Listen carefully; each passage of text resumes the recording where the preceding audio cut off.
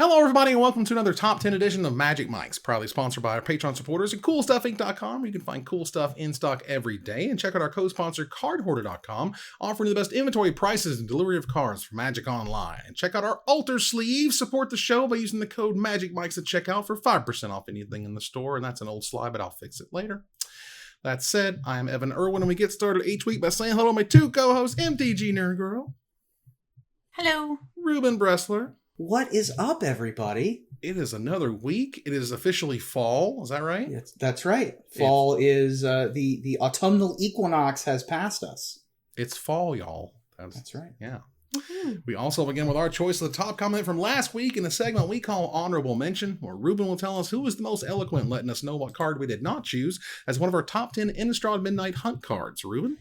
Well, it is fitting that as we pass the autumnal equinox and the days become shorter than the nights, we get into our transform list this week, but our honorable mention also features a day-bound and night-bound card. The Vampire 989 writes, "How dare you?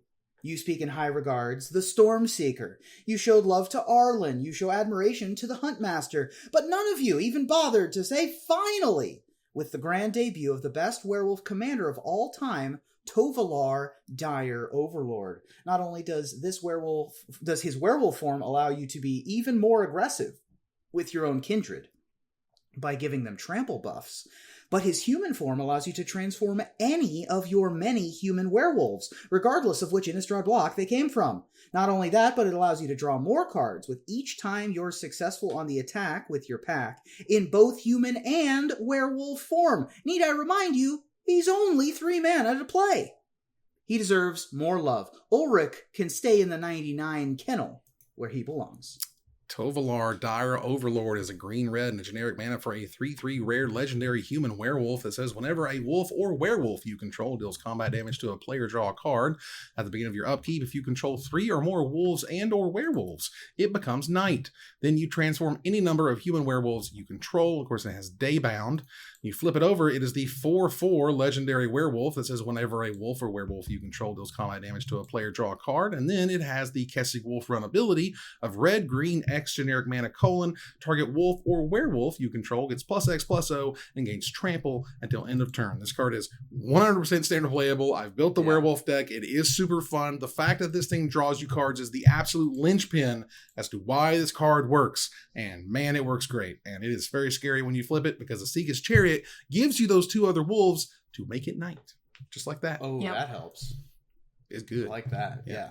It's also a 3/3 for 3 or a 4/4 for 3, even if it didn't have any other abilities, which it does, and It has a million of them. This card is insane. Yeah, and they've given. I got to play this in limited, and there's enough like 1-drop and 2-drop wolves that just make this super aggressive. There's the uncommon pump spell that just turns it to night and gives you extra trample. It itself gives trample, so you can throw away a wolf token or something and get the card draw off of it.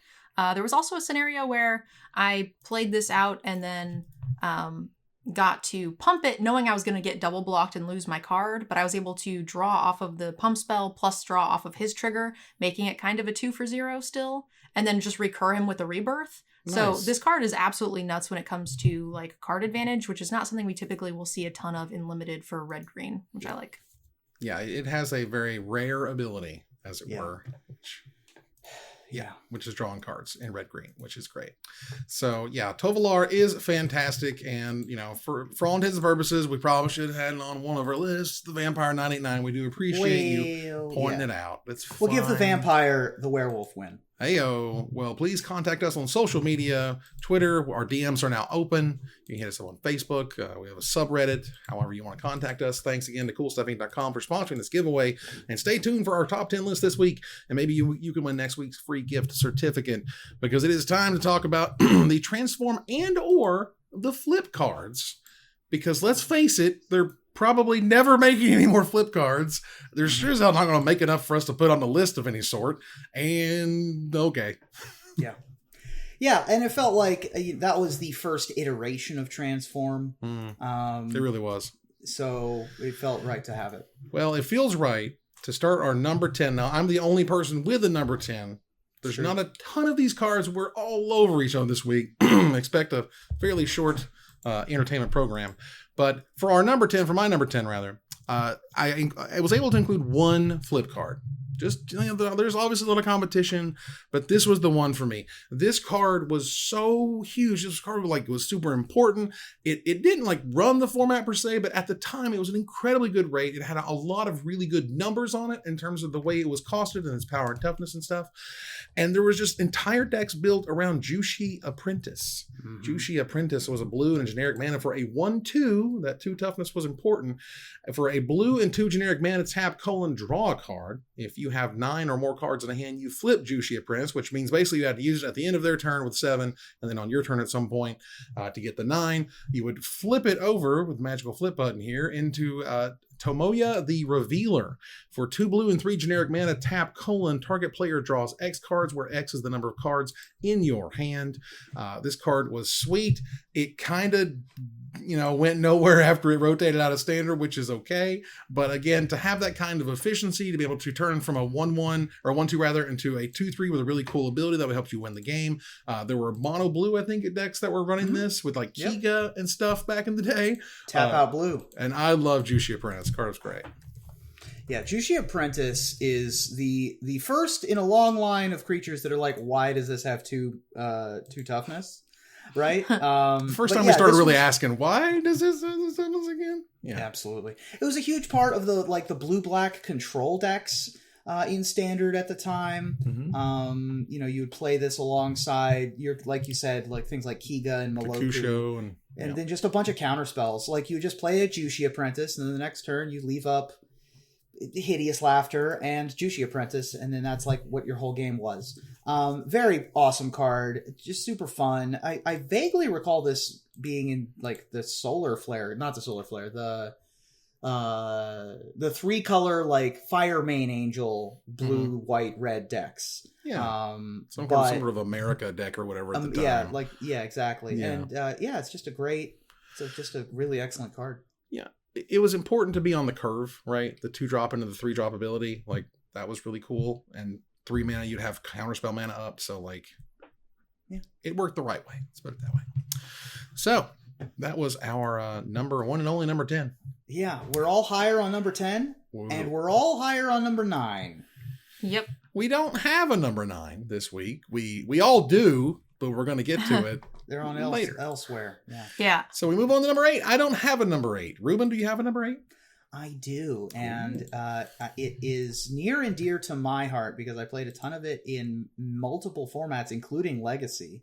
I believe it's the only Planeswalker on my list, not counting cards that flip into Planeswalkers, but GARRUK Relentless.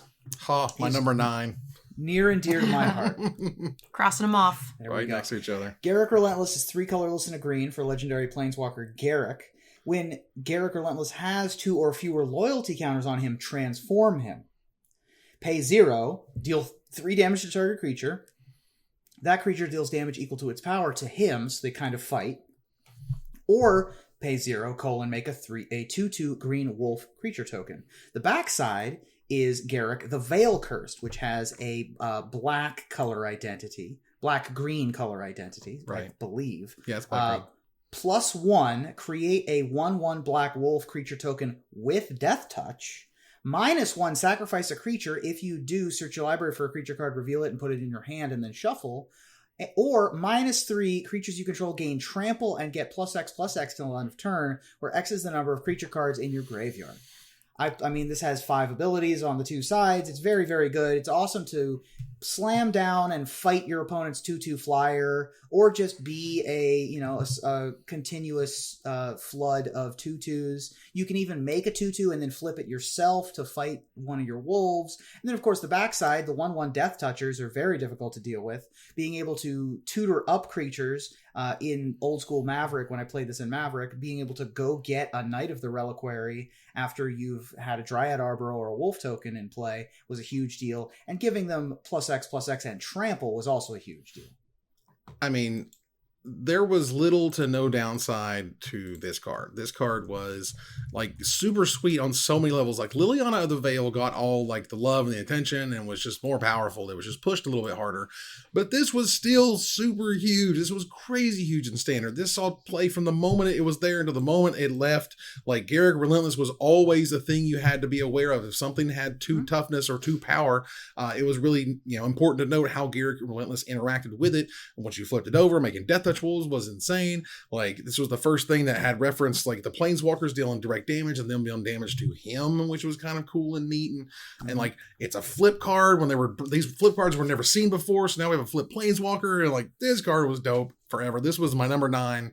I loved it. It was great. This card's fantastic.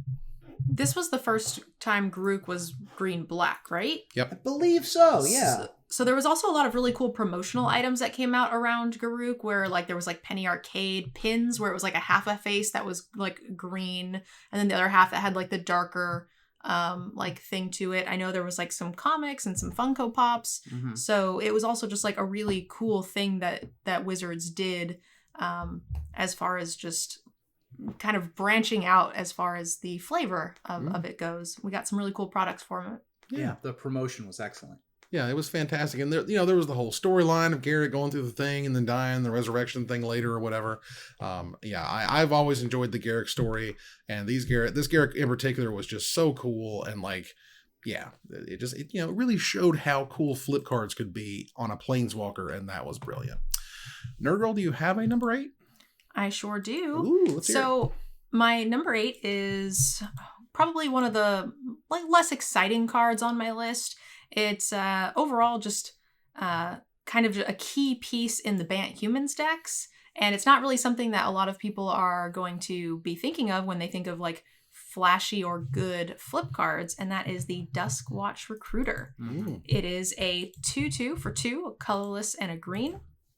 Human Warrior Werewolf for 3 mana. Look at the top 3 cards of your library. You may reveal a creature card from among them and put it into your hand.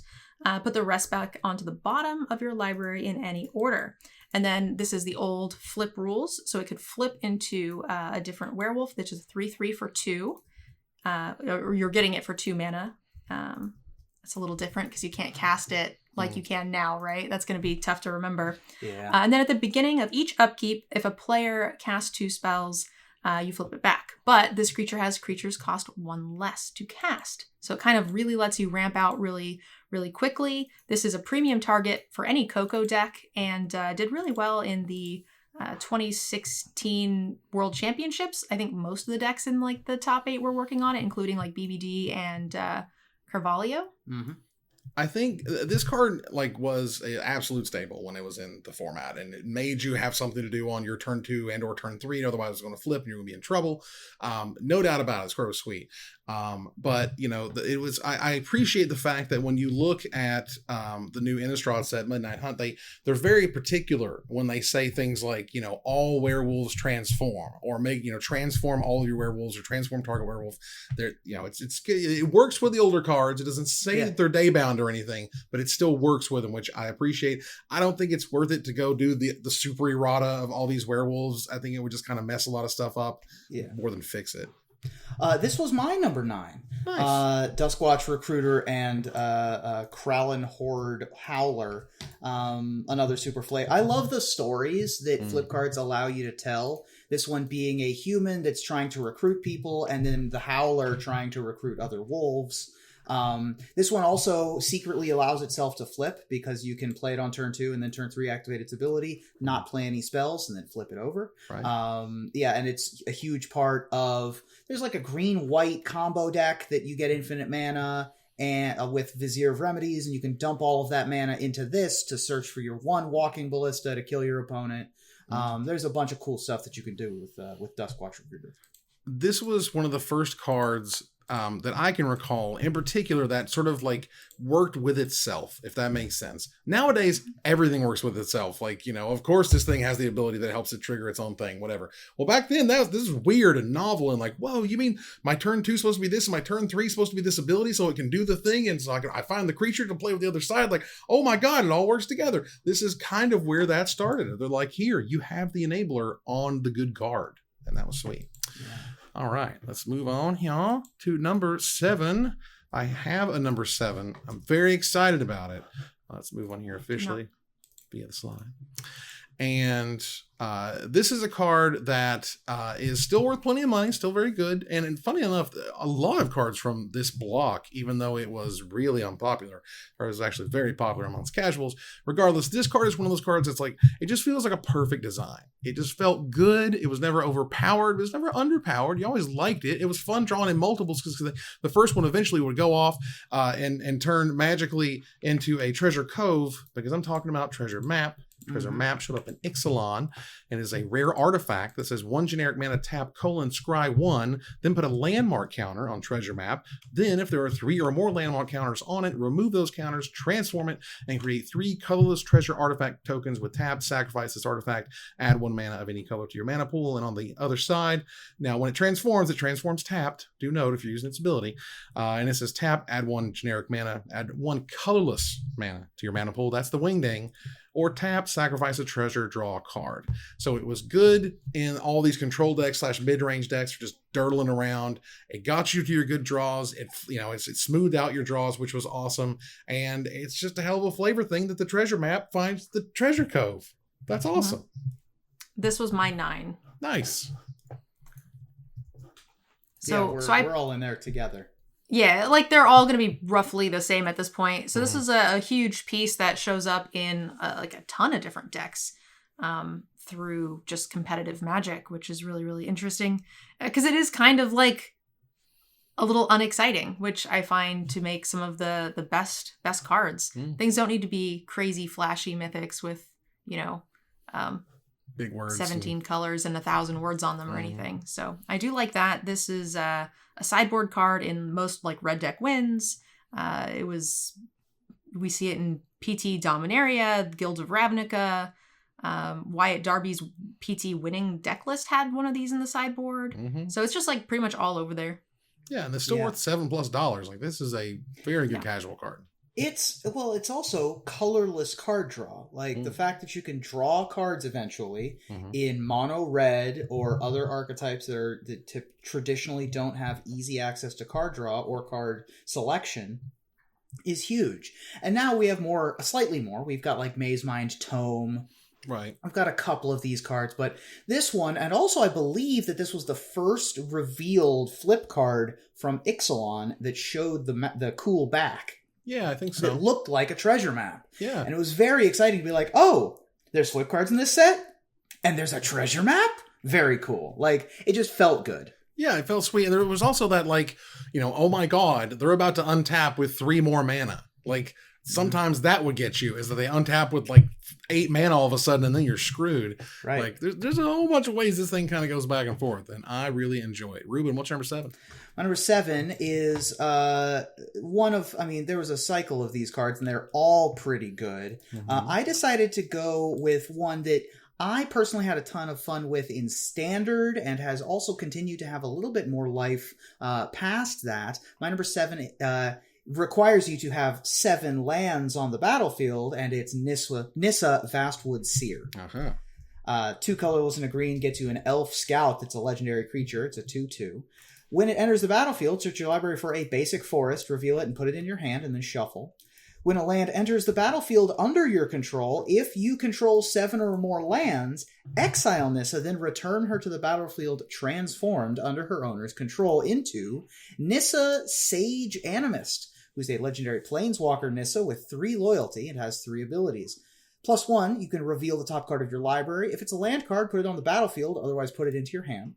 -2, create Ishaya the Awoken World, a legendary 4/4 green elemental creature token. And -7, untap up to 6 lands. They become 6/6 elemental creatures. They are still lands. Ooh. So it's a 2/2 for 3 that just replaces itself, even if it just replaces itself with a land. And therefore, it was relatively popular in Coco decks and Creature Toolbox decks. Birthing pod kind of deal. And then, of course, being able to flip into a planeswalker gives you a whole nother angle of attack. Being able to immediately make a 4/4 is a huge deal.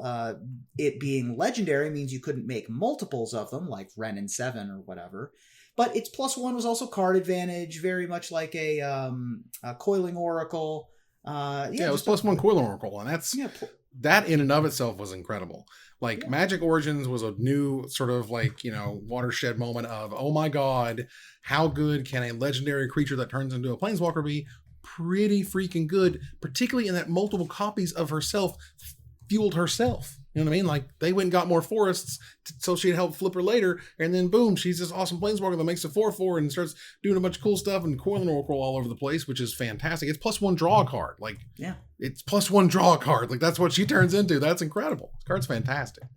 All of the flip planeswalkers, which I'm sure we'll probably see some more later, but they were all very, very good. And I know, like, they did the Comic-Con flip planeswalker promotion, and I think I ended up with 20 of those. Oh, was that was one?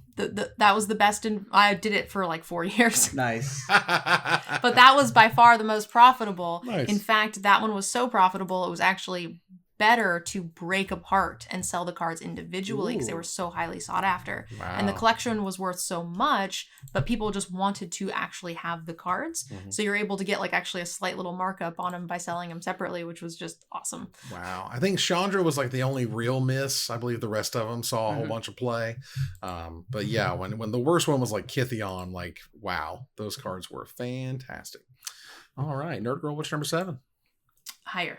It's a number 7 is high Drat. on the list. That's unfortunate, but that means we move on here to number 6. Ruben, do you have one? As you take I a sure drink? do, and thank you for asking. Right. The list of creatures that have the transform ability and have won a Pro Tour are probably all going to be on the list because there's some huge names. I'll go ahead and name the 4 that I think are going to be higher. Archangel AVACYN, Huntmaster of the Fells, Thing in the Ice, and Westvale Abbey.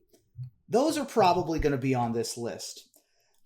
I would venture to say that none of your hires are the 5th of the option that was a 4 of in Paulo Vitor Damo de Rosa's winning Pro Tour Hour of Devastation deck entitled Comeback Red. It is Village Messenger. Okay. Village Messenger is a 1/1 uncommon from Shadows over Innistrad for 1 red mana. It's a human werewolf with haste. At the beginning of each upkeep, if no spells were cast last turn, transform Village Messenger into Moonrise Intruder, which is a 2/2 with menace that at the beginning of each upkeep, if no spells were cast last turn, transform Moonrise Intruder. Or if 2 or more spells were cast last turn, transform Moonrise Intruder. And it has menace, which is great. And it has menace, yeah. Yeah, 2/2 menace creature. Like, this is the card that you would bring in against control decks. They're not doing anything on turn 2. They're not doing anything on turn 3 usually, at worst. And you can just flip it into a monster that starts to kill them. Like, this is arguably one of the most straightforward werewolves in existence. Like, it is about as few words as you can get to give it a non-vanilla ability or whatever. But yeah, this card was sweet. And yeah, this wasn't going anywhere near my list. 1/1 haste that becomes a 2/2 menace later is plenty for me, especially in a deck, particularly a deck that has her at the Fervent. You've got a bunch of ways to do other things with your mana. Ramanop Ruins was in that deck. And it's you just want to empty your hand out, and this is a great way to do it. Yeah. This is one of those where it's efficient in many ways, and it's kind of not efficient if you can't flip it, right? So make sure you have things to do. Definitely. And that makes sense that it would be on your list as well, because that's very much your play style too. Absolutely. Turn them sideways. Red zone. Yep. Let's do it. There we go. Nerd Girl, you got a number 6? I do. So my number 6 is it the first non-creature? No. We had map and everything too. So yeah, this card is a bit interesting. It's very much my play style, which makes sense as to why it's on my list, and that is Legion's Landing. Yeah, my number 8. My number 10. Nice. Legion's Landing is a legendary enchantment for one white mana, and when Legion's Landing enters the battlefield, create a 1/1 white vampire creature token with a lifelink. And when you attack with 3 or more creatures, you can flip Legion's Landing or transform it if you... whatever the appropriate term is for this particular cycle. And then it turns into a legendary land. You can tap, add a plains, or you can pay 3 and create a 1/1 white vampire token with lifelink. So this is just kind of Similar to the castle that we've been seeing from Eldraine, it just poops out a bunch of little guys. For a pretty decent rate, it was very aggressive. Also, you could like flip your first one and then make another one, so you weren't really punished for having multiples, even though it was a legendary. And yeah, it was just a really fun card. I like to also turn things sideways, but not always in red. I want people to appreciate that at the time, it was super weird to have a white vampire. We're kind of used to them now. Sure. They're normal, not a big deal. Figured it out, conquistador type stuff. But at the time, that was super weird. And making a white vampire token with lifelink was just kind of odd. But it was great because it was super aggressive. And the aggressive decks didn't run much land anyway. This turns into a land, so then you start making tokens, which helps you get control decks later. This thing was a absolute staple. And from the beginning to end, still a fantastic casual card. I still see it showing up in decks and historic. Like this is still an aggro staple in many ways. It's real. Sorry, go ahead.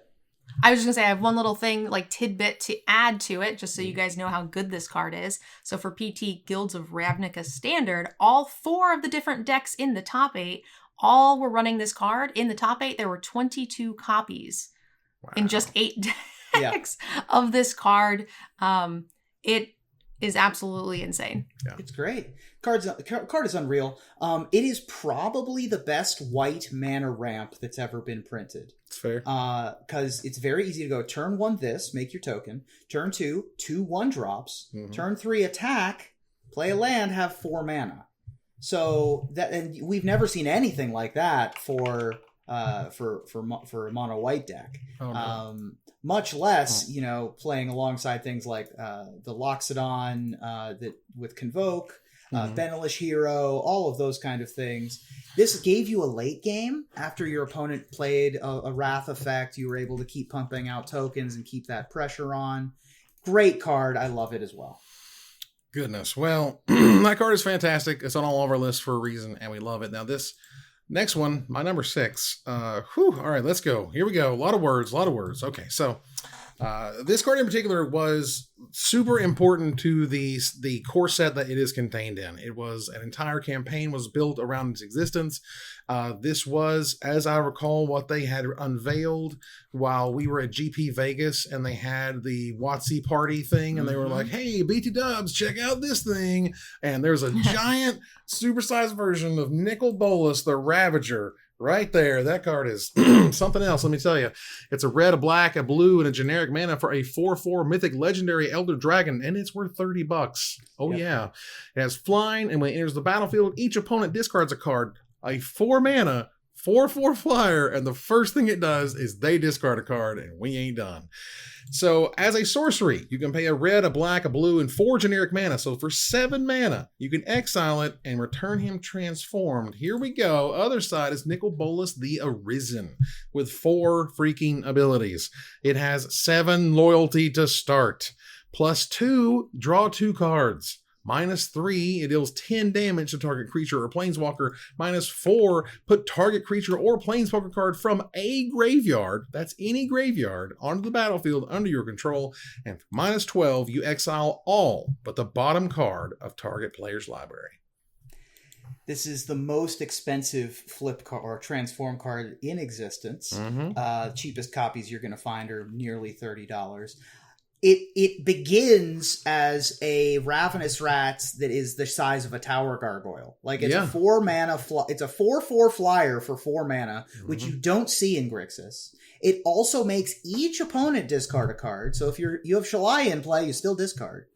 I'm not sure I've ever beaten a Nicol Bolas the Arisen because the game gets into such a, I can beat a Nicol Bolas the Ravager. Like, because if you're playing a 4/4 for 4, I've already got my on-crop crashers in play and I can get past that. But if you have enough to untap it, pay 7 and resolve the ability, I can't beat +2, draw 2 on a 9 loyalty planeswalker or reanimate the best thing you've killed this game.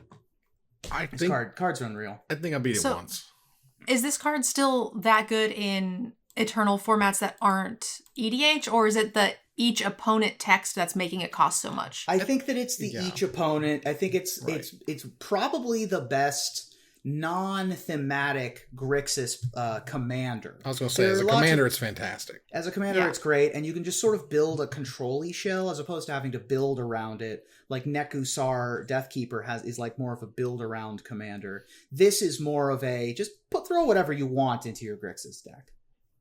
Yeah, just make sure you got the mana, and it's just completely bonkers. Like I said, I think I might have beat it once, but by that point, I was like unbelievably ahead. It was the last thing they could do, and it just didn't, nothing they could do really. But like, that's kind of the only scenario you're going to beat this thing. I mean, it's a very scary card. Like, there was legitimately at the time, you know, when it was released, I was like, oh my God, this is going to be the best thing you can do. The mana was like just shaky enough, and the aggro decks were just aggro enough that this was still good, and I still saw it here and there, but it was not the top tier thing you could do, and honestly, I liked that. Yeah, me too. I like that too. Yeah. All right, let's move on here to number 5. I won't see you guys until number 2. Great. So I got oh my gosh. higher. Ruben, do you have a number 5? I do, and I've talked about it on numerous top 10 lists, but it bears repeating. It is here at my number 5 because it has an activated ability that requires you to sacrifice 5 creatures. My number 5 is Westvale Abbey. It is a rare land from Shadows over Innistrad that taps for a Wingding. Pay 5 generic tap and pay 1 life. Create a 1/1 white and black human cleric creature token.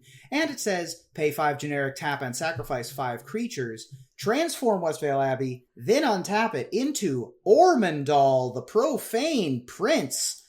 9/7 legendary creature demon with flying, lifelink, indestructible, and haste. Hoo boy, it is not easy to beat an Ormondal.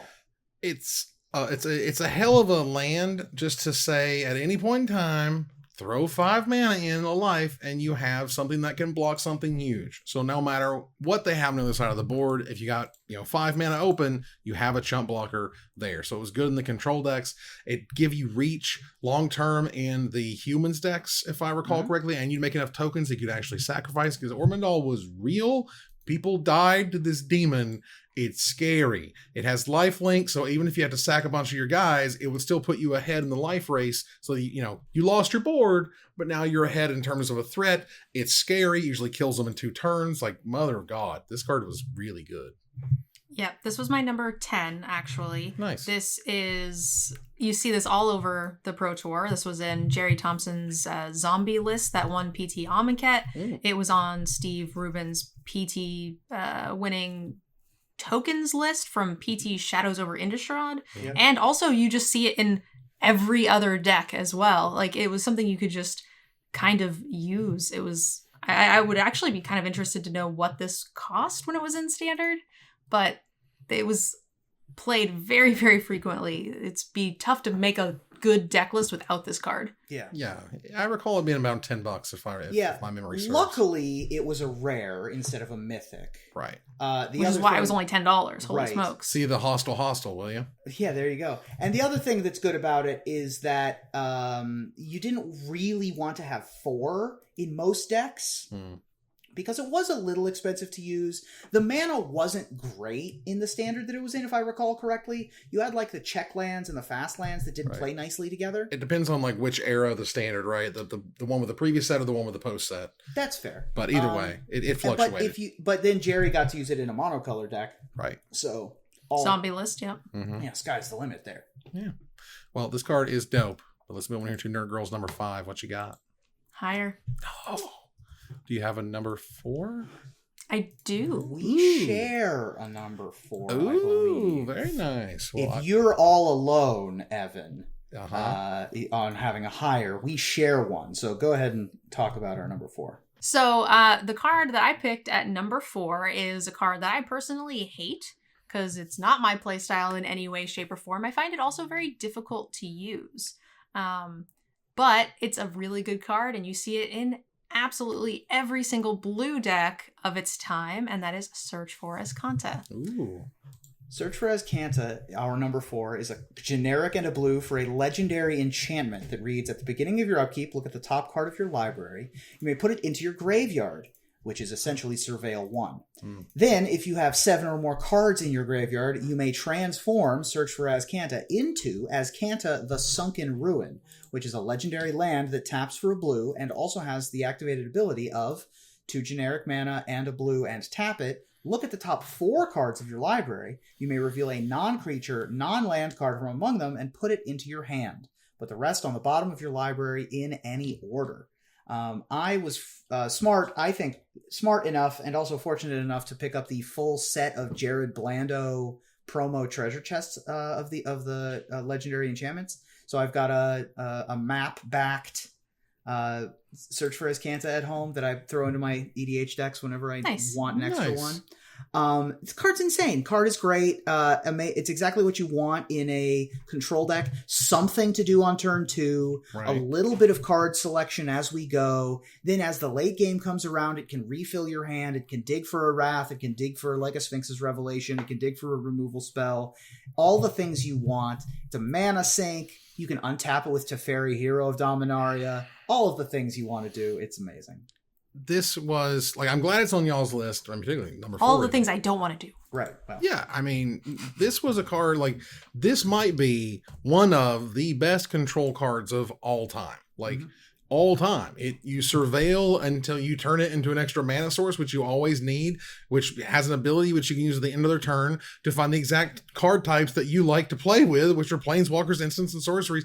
Like, holy God, this card was ridiculous and was tier 1 its entire time in Standard. Continues to see play here and there in Historic and other older formats because that efficiency is efficient. I don't know how to say it. Like, you know, when you find the second Narset or whatever off the Azcanta, I'm out. I'm dead. I'm just concede.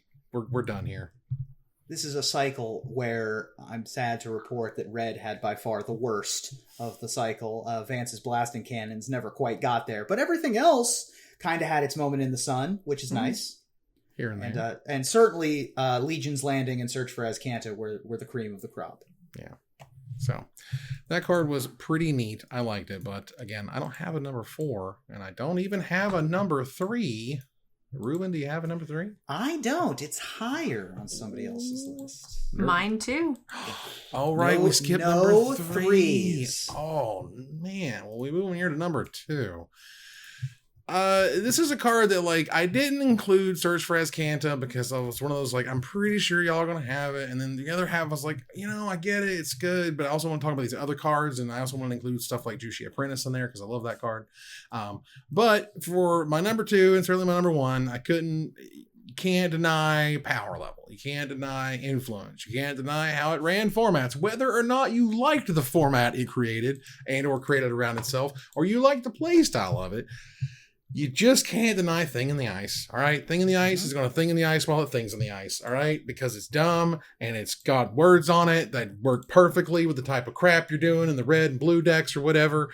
And there's got another one that's in red we might talk about at some point, the Smoldering thing. But regardless, for blue and generic mana, we have a rare horror with Defender. It's an 0/4 that enters the battlefield with 4 ice counters on it. And whenever you cast an instant or sorcery spell, you remove an ice counter from it. And when it has none, you transform it into the Awoken Horror, the 7/8, that when it transforms into itself, return all non-horror creatures to their owner's hands. That's an archetype. It's a deck. It's a sweet card. It's like, if you're going to talk about the biggest, bestest transform cards of them all, this thing's got to be up there. Yeah, this deck is seeing still a ton of play in Modern for the Arclight Phoenix decks. It showed up a ton in Standard and was in PT Kaladesh's winning Grixis Control deck list. Mm-hmm. So it definitely was played a ton. It was a nice card to open for money for Limited. Definitely rare drafted a few, but all around a fun card. Yeah. This card is. It took a while, if I recall, for this card to really find its stride. People were trying to figure out how to make it work, but certainly things like Faithless Looting and Gitaxian Probe helped it along. People stumbled upon the Manamorphose was huge. Manamorphose for sure. Right. The Arclight Phoenix deck running 4 of this, 4 Arclight Phoenix, and then a bunch of cantrips. ran Modern for a little while, requiring eventually a banning.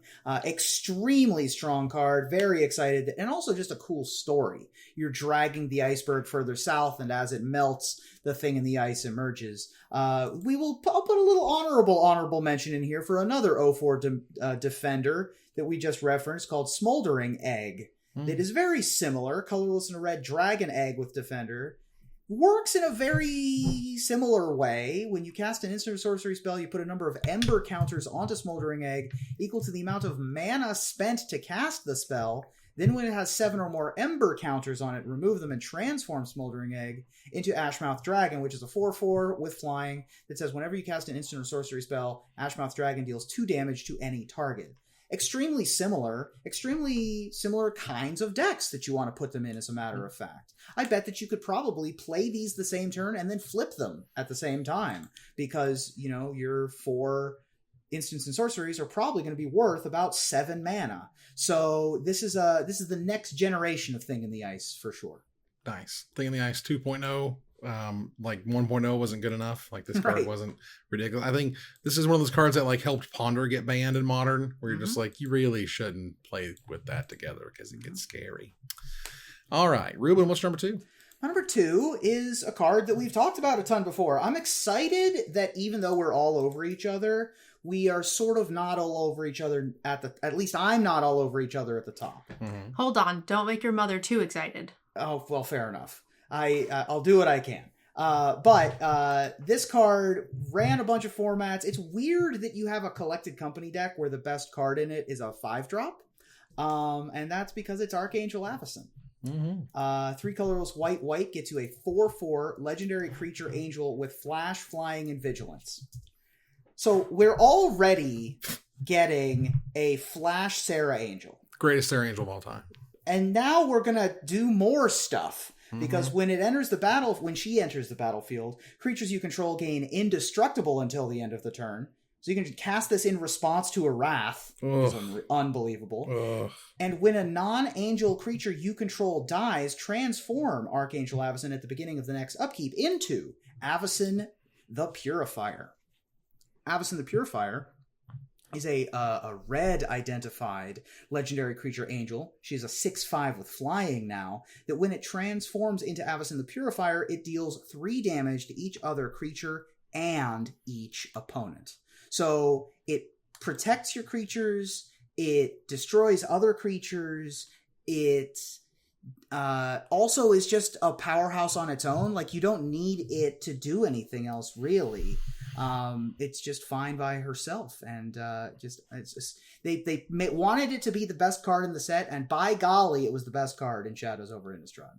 It was one of the best cards for the entire 2-year format. Mm-hmm. It was a key piece in pretty much every good deck for a very, very long time. Banned Company, tokens, Mardu vehicles.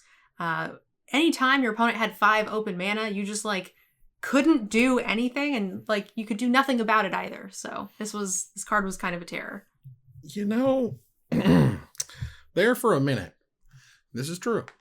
There for a minute, Wizards of the Coast removed Sarah Angel from the core set because she was too good. I like to keep the historical lens in perspective when you go, Mother of God, it does what? It does everything? Does it stop wraths? Yes. Does it stop the huge swings? Yes. Does it chump block perfectly? Yes. Do you sacrifice your creatures and stack the triggers so you can do the thing as you wrath with the other. I mean, Mother of God, this thing was nuts.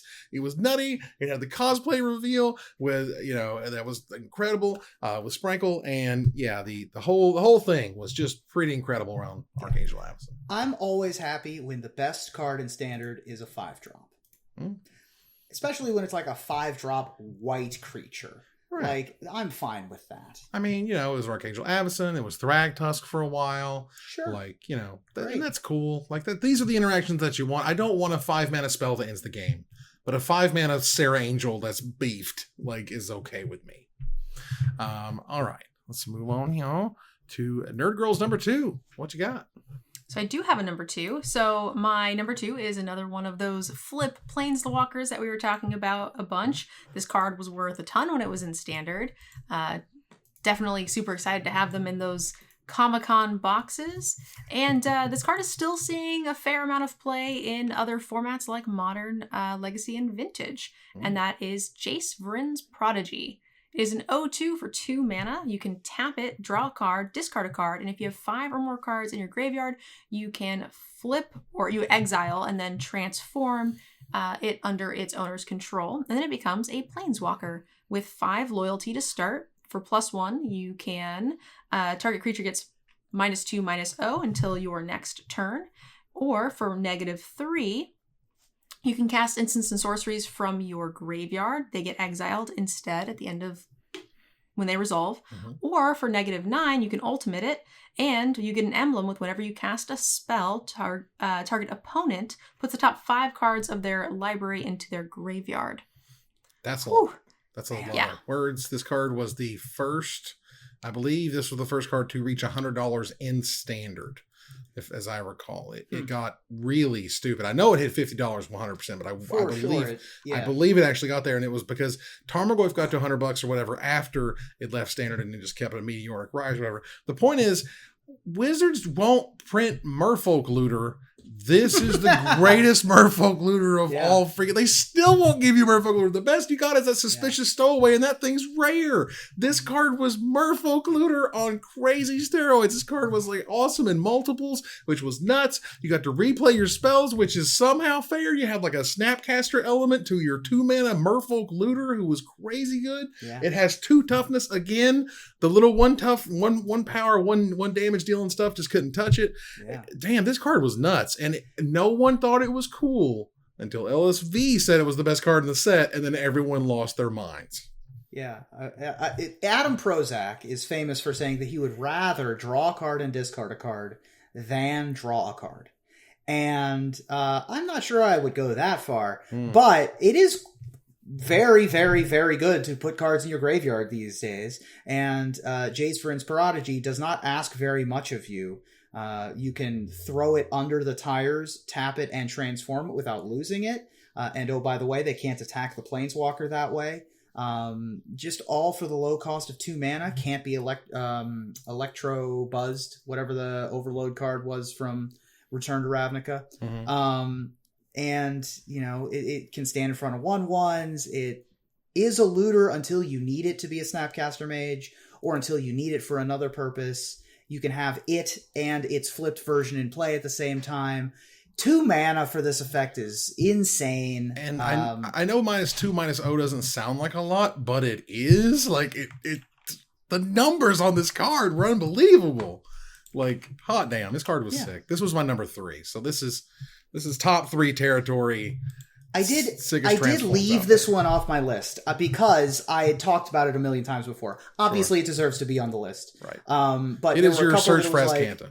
Yeah. There were exactly. I think I wanted to pick one or the other, and I was like, I don't want to talk about both of these again.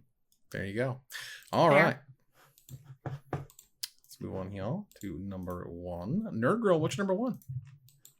So my number 1 is a card that has seen a lot of play in Eternal formats. It does nothing for me, and we actually just got it reprinted, which is kind of fun. But it is one of those cards that's very good in Eternal formats and not so good in Limited, and that is the Delver of Secrets. This is a same with somebody.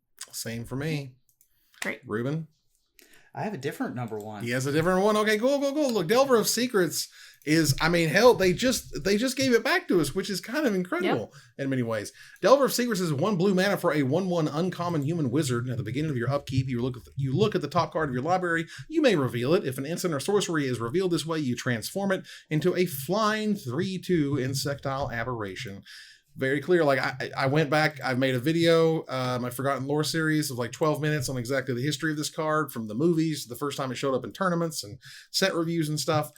Really cool, really interesting, because it, like, the Legacy people kind of lost their minds but didn't really say anything, and then like at the tournaments they started showing up, and even the commentators had no idea what was going on. They're like, what, this like crappy draft, common from Innistrad, like, I guess whatever. And it's ran formats for years now. Yeah. Again, I'm just with, this was my number 3. I'm with Nerd Girl on this. Never did anything for me. It was always just Delver of Secrets for me. It was never Insectile Aberration. It's clearly made a lot of people happy. And as a matter of fact, I'm going to show you, hopefully we can put this on the cast, but my first regular podcast, the In Contention podcast, we made tokens of ourselves, and I was the Delver of Secrets equivalent. Oh, cute. I got the sweater vest and the mustache in that picture. And yeah, I mean, this card didn't really come out of nowhere, but certainly I remember when Innistrad first came out, that first week or two, people were like, yeah, I mean, it's not very good in draft. Oh, well. Yep. That was what I thought about it. Yeah. But everybody's super high on it. Yeah. I have a foil play set from the first time just because it was, kind of a big staple for Modern at the time. It's definitely still one of the best one drops ever printed. And for a while, it was just the best Modern deck. Dragon's Rage Channeler is now like neck and neck with that. And knowing that it took, 10 years, 14, how many years since we've had Innistrad or whatever to even challenge what this one drop did at the time. And also note that back in those days, the format didn't get solved in 3 seconds. And then, this is the worst standard format of all time comes 6 days later in the format. So the other thing about Delver is that it completely transformed one of the best legacy decks of all time, Canadian Threshold, into Rug Delver. Yeah. The deck was a powerhouse for a decade. Then Delver came around, and it's now called Delver. I don't think that people understand how paradigm shifting that is. That's wild. It's crazy. It is huge. And this card was number 1 on my list, not even close. But Ruben, what is your number 1? Because it's my number 4, I think. Yeah, this card, Delver didn't win a Pro Tour. My number 1 won a Pro Tour. Delver's not in the cube. My card's been in the cube for, forever. And when you think of a werewolf, also if you have a transform list, you want a werewolf at number 1. That's my opinion. I'm a purist that way. So I had to put Jägermeister of the Fells at the top. Huntmaster of the Fells, 2 generic mana, red-green for a 2/2 human werewolf. When this creature enters the battlefield or transforms into Huntmaster of the Fells, create a 2/2 green wolf creature token, and you gain 2 life. At the beginning of each upkeep, if no spells were cast last turn, transform Huntmaster of the Fells into Ravager of the Fells, who is a 4/4 trampler, and whenever this creature transforms into Ravager of the Fells, it deals 2 damage to target opponent or planeswalker, and 2 damage to up to 1 target creature that player or that planeswalker's controller controls, and then it flips back if they cast 2 or more spells. So, it does everything, right? 4 power. 4 power across 2 bodies for 4 mana, gains you 2 life. If you flip it, it then starts killing your opponent's stuff. Then you can try to flip it back for more wolves. It's insane. This thing is absolute value. It still sees some casual play. It was a staple for all of the Jund decks. It was really awesome. Yeah, this is a $26 mythic right now. And they reprinted it once and from the vault transform. That's almost $50 for God's sake. This card is super dope. It was super powerful. This also came from the era. It's weird to look back and call them eras now, but it was the era of there was no deck list submission a week or 4 or 5 days before the event. There was no entire metagame breakdown. Everybody knew everybody's sideboard or whatever. No one even knew this card really existed. They knew it existed, but didn't know if it was any good. There wasn't any coverage. There wasn't a bunch of streaming that was focusing on any of these cards at the time. And so when the Pro Tour showed up and literally everybody had 4 of it in all of their decks, well, surprise, it's the best card in the set. Dark Ascension was sweet, but my God, Huntmaster started running the format at the instant it showed up, and that's pretty sweet. Goodness gracious, and those were transform and flip cards. Sweet, sweet, sweet. That was I do want to. I'll give one honorable mention. Irayo Soratomi Ascendant came very close to being on my list. Right there. There. I didn't ultimately put it on the list, but it would have been the only banned card in any format. Oh, very nice. Well, that was our top 10 transform and flip cards. You'll see them on screen right now for your review. Take a look at my list, Nerd Girl's list, and Ruben's top 10. And we want to hear from you about what card we did not talk about. And then we'll select our favorite to win a $50 gift certificate to CoolStuffInc.com. But before we go, I want to thank my co-host. Thank you, Nerd Girl. Thanks for having me. Thank you, Ruben. Thank you. Happy Halloween season, everybody. If you're to our final slide, I want to thank our sponsor, CoolStuffing.com, our co-sponsors, CardHoarder.com and UltraSleeves.com, my co-host, MTG Nerd Girl, and Ruben Bressler. You guys for watching and listening. I hope you support us at patreon.com/magicmics. Please follow, like, tweet, favorite, share, subscribe to everything social that tells people we exist. Catch us online at Twitch.tv, at Magic Mics, on Twitter at Magic Mics Cast, our Magic Mics subreddit, and like the Magic Mics page on Facebook. Or join us here next week, same time, same place, for another episode of Magic Mics. Good night, everybody.